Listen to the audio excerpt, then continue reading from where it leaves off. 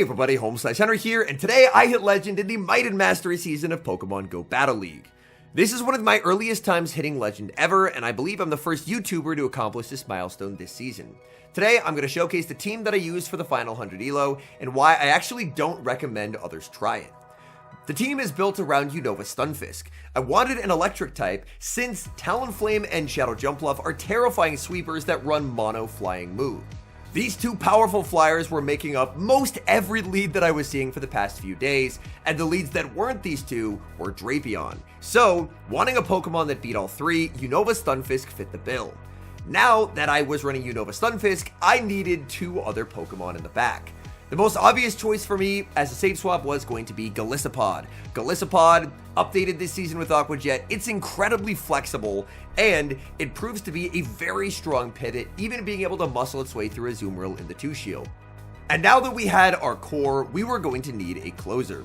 Now this core does have its fair share of weaknesses.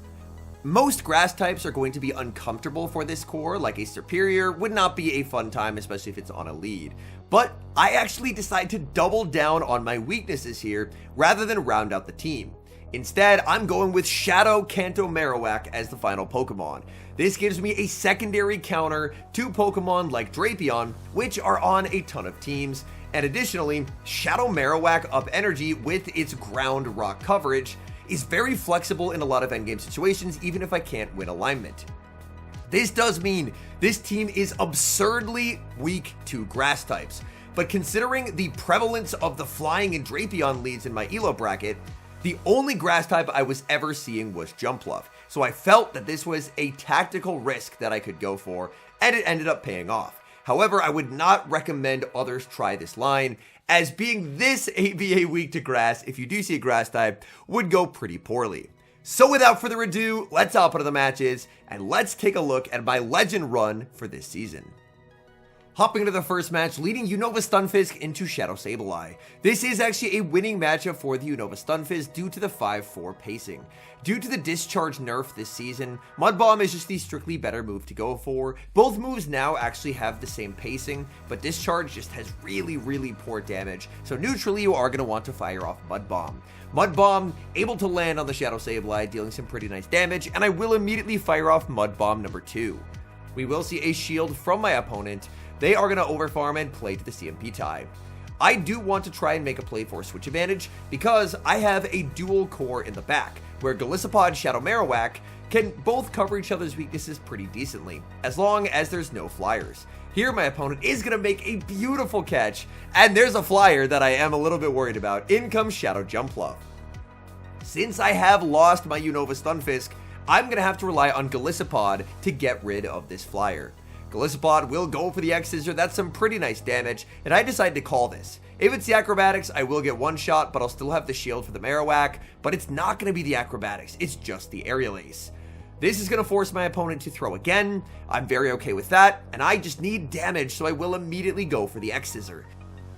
X-Scissor is going to set up a farm down of the Jumpluff. Unfortunately, that Sableye did bank quite a bit of energy. Sableye is going to get the farm down. I'm going to bring in Stunfisk, and my opponent throws a move. That's great news for me. I need this to be in one Mud Slap range. It is. We get the knockout.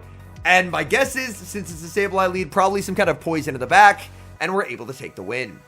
Dream lead in the next match, Unova Stunfisk against Morpeko, and the fact that they're staying in, there's something in back that is also weak to Stunfisk. This is a horrible matchup for Morpeko. Morpeko just going to go straight for the Psychic Fangs. I'm going to farm up and then fire off the Mud Bomb. This does not one-shot. Morpeko can survive here, but it does a ton of damage. I think my opponent would have been better off actually just no-shielding, because since they shield, they are not going to win the 1s or the 2s. They can potentially get some nice damage off in the 0s, but in the 1s and 2s, they're never going to get to land a move. Now the Mud Bomb after these Thunder Shocks will actually KO, but there's a problem, and its name is Superior. Opponent is actually going to make a nice catch, catching an X-Scissor onto Talonflame, and that is unfortunate for me. Talonflame, however, did not get a sneak through when they swapped, which means that I'm going to get to throw 7 in the Aqua Jet and pick up the KO. Back in comes Superior, and this is still a big problem. I built this team because I hadn't been seeing grass types, and now I'm seeing a grass type. I'm going to need to make plays here if I want to win this game. I launch the X-Scissor. They're going to shield. There's the switch into the Marowak, and we catch an Aerial Ace, and that wins us the game on the spot. Now, I'm just going to fire off the Rock Slide instantly. My opponent knows they have to overfarm. If they throw instantly and cap tie me, then I just make the X-Scissor on Golisopod, but this is just going to get the Superior much too low. Superior is going to throw 2 in the move, so the second Mud Slap will not register, but at this point, this game is very much over. In comes Golisopod, I get the 1-turn bring in, but the Shadow Claw still registers, which is all I needed, and then I will be able to go for a nice little Thundershock down with the Stunfisk and take the win. We see a dream lead in the next match. Unova Stunfisk into Talonflame. Unless they're running Flame Charge, they are fully walled here. But even with Flame Charge, this is a nightmarish matchup. Discharge is going to inflict super effective damage onto the Talonflame, and they're forced to undertap or they don't even get a move off.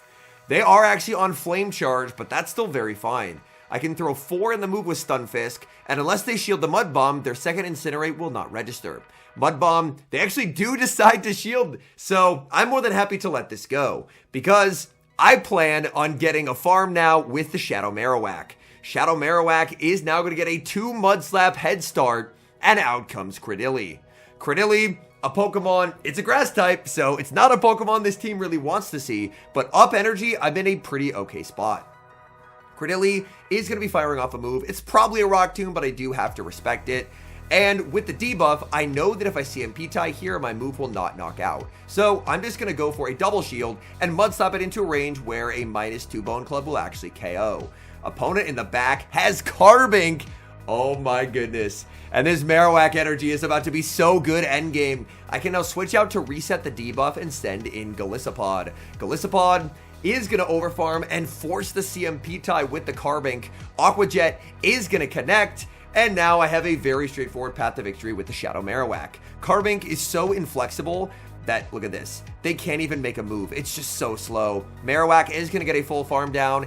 Even though they will get the Bullet Seed Sneak, it's just not going to KO. I still have enough health remaining on the Marowak. So Marowak up energy, able to very comfortably handle this backline. I got double debuffed, but we were able to reset that debuff, KO Credilli, and take the victory. Stunfisk into Dugong. This is a water type, but they're able to hit back for super effective damage, so not a particularly comfortable matchup. I'm going to stay in here to start with, but I know that over time, Dugong will eventually emerge victorious due to the Icy Wind debuffs, but I'm able to land a Discharge at first, which is very good news for me. I'm going to no shield and then just look to send in Golisopod. Golisopod unanswered by my opponent. They're actually going to debuff me here with an Icy Wind. That's a bit of a surprise, as this is a very inefficient use of energy. In comes a Drapion, and Drapion will immediately be met with the Aqua Jet. Normally, Aqua Jet can 2-shot, but due to the debuff, it cannot. So now we see why they played the way that they played. They are going to be firing off energy here. Crunch is going to connect, and down goes Golisopod. I send in the Shadow Marowak, and they survive with a fraction of health remaining. That is really unfortunate, and I'm forced to burn a shield on the Marowak, as I do want to preserve HP, because I know that they're going to have super effective Ice Shards. But it's actually another water type in the back. It's going to be a Azumarill, and this could be quite problematic, as unfortunately I'm down a shield, and I really need to try and figure out a win con in this game. I think Marowak energy can take me very far, so I will heavily invest in the Marowak, overfarm massively, and now fire off the Bone Club. Bone Club is going to be shielded by the Azumarill. We force a CMP tie, and maybe there's a shot here. Maybe Stunfisk will be able to sweep. Azumarill's probably not getting a move, so I just need damage into the Dugong. I send in the Stunfisk, they send in the Dugong, but they got 1-turn switch, which means I didn't time my move correctly. I should have done 3 in the move instead of 1. I'm farming up as much energy as I possibly can with the Stunfisk, firing off this Discharge. Discharge will be able to KO the Dugong. In comes Azumarill, and I faint right as I get the energy for the game-winning move. We move to the next match, going up against the first legend of the season, Crescent Angels. And if Crescent Angels is leading Dragonite, my guess is they're probably running back their legend team. And if so, it's going to be Jellicent and it's going to be Alolan Sandslash in the back. You know, if Stunfisk does win the 0s and the 2s versus Dragonite, Dragonite is able to win the 1s. So, unless I'm willing to double shield, there's not a point in me shielding in this matchup. Instead, I would much rather just go for farm on the Shadow Marowak, as Shadow Marowak will be able to absorb whatever they throw. So I send in the Marowak and I'm going to no shield. There's a superpower from the Dragonite. I will get the farm down. In comes Jellicent, and now I get to send out Golisopod. Golisopod is going to throw on 5 here because I do get the 1-turn switch out, so throwing on 5 is going to be the perfect timing. Odds are this is probably a surf bait, but I do need to preserve health, so I will commit the shield, and now I'm just going to look to massively overfarm. There's another move reached by the Jellicent. I am going to be double shielding here. It is the Shadow Ball, and because it's the Shadow Ball, I can now get a full farm down with the Golisopod in the back. It is going to be his legend team. It's the Alolan Sandslash, and my goodness, we are in an amazing spot here. I get to farm up to 2 more Aqua Jets.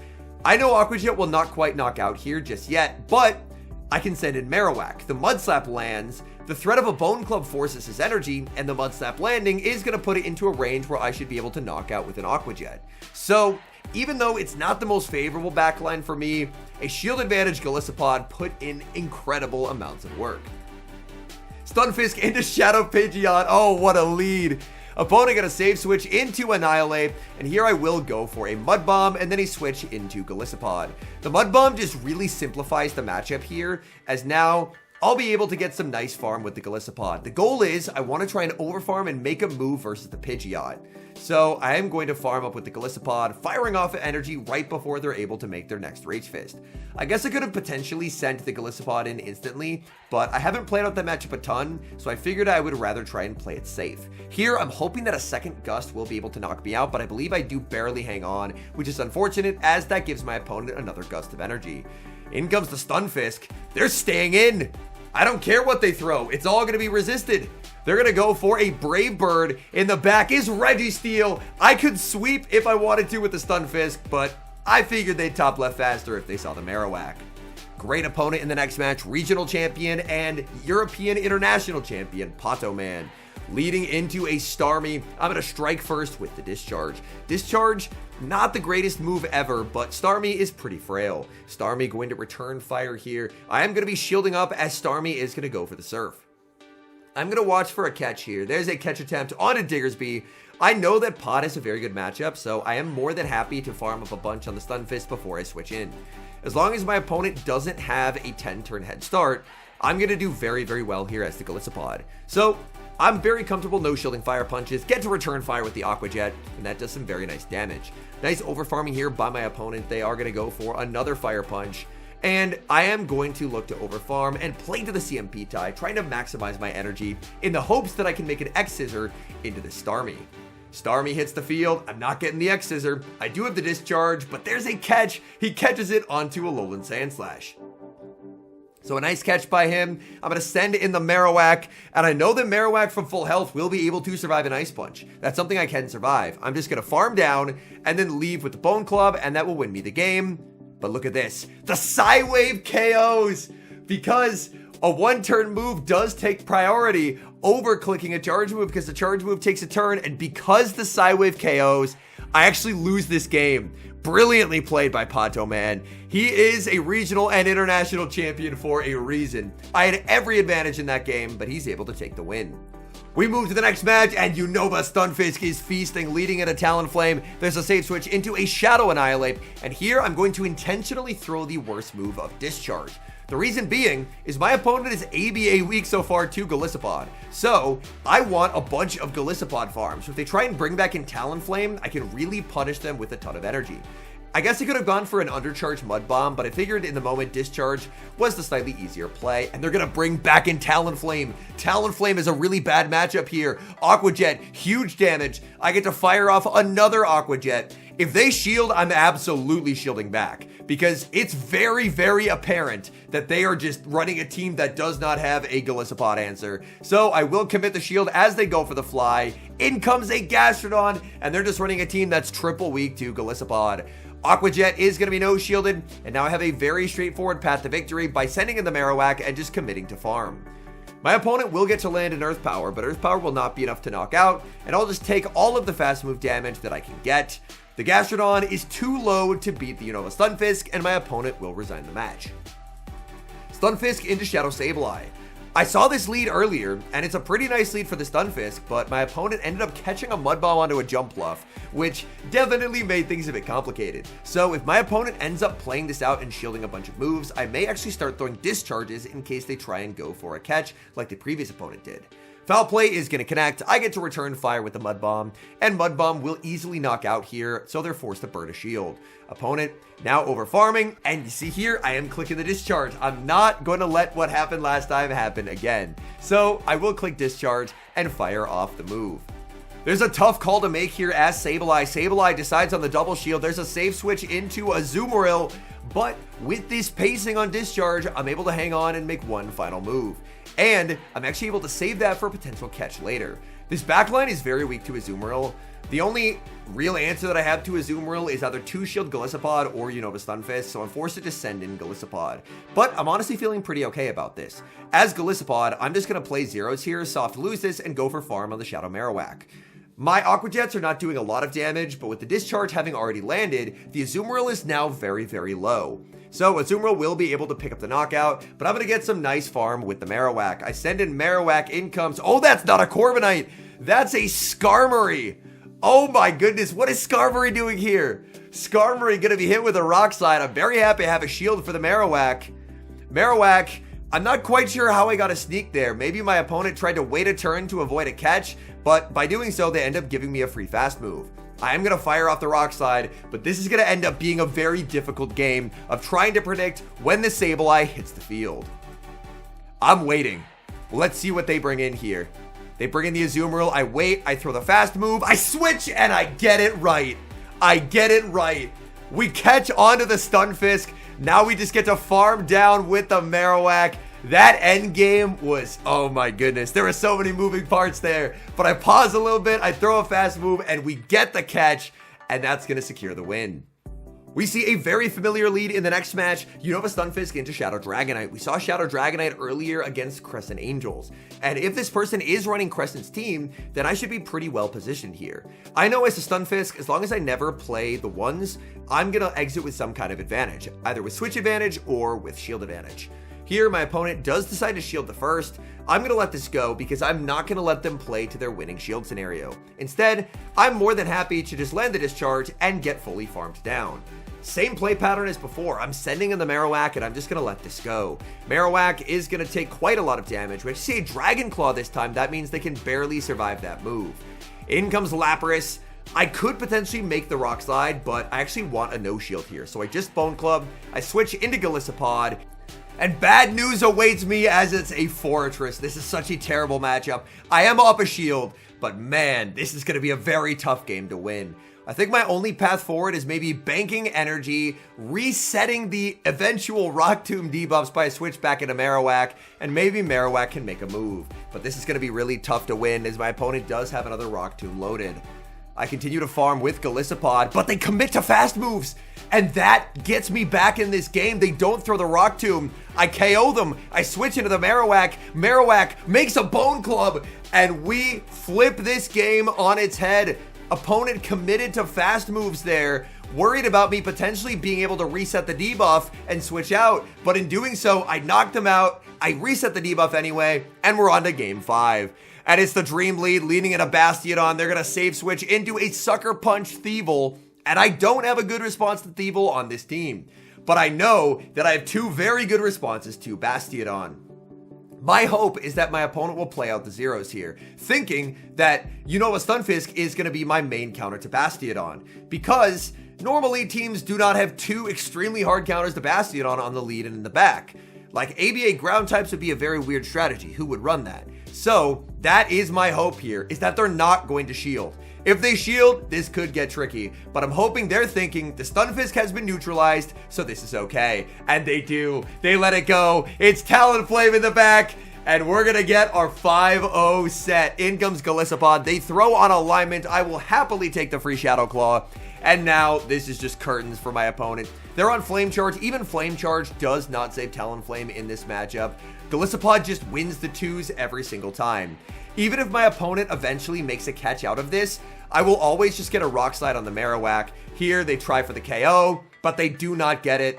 I'm able to make it to the Aqua Jet. That's going to knock them out. In comes the Marowak, met with the Bastiodon, opponent concedes the match, and there is the 5-0 to Legend at 3007 elo. This is definitely probably, I would say, the worst team that I've hit Legend with. This team, it worked exceedingly well in the elo bracket that I was in because I wasn't really seeing those grass types. It was non-stop Flyers, non-stop Drapion, and Unova Stunfisk was pretty much ABA strong into most every team that I encountered. Even the Sableye, Unova Stunfisk does very, very well there, just due to its massive bulk and pacing advantage. So I don't think this is a team I would recommend others to try because obviously in different elo ranges, you're going to be seeing different things, and it's highly likely you're probably going to see a lot more Credillion, a lot more Superior than I saw. But I made a read and built a weird team off of the meta that I was seeing, and it ended up paying off in the best way possible. Anyways, thank you guys so much for watching. If you enjoy watching content like this, please do consider leaving a like on the video and subscribing to the channel if you haven't. And a special thank you, as always, to our channel members here on YouTube. The support you guys provide is genuinely so appreciated. So thank you guys oh so very much. And until next time, I've been HomeSliceHenry.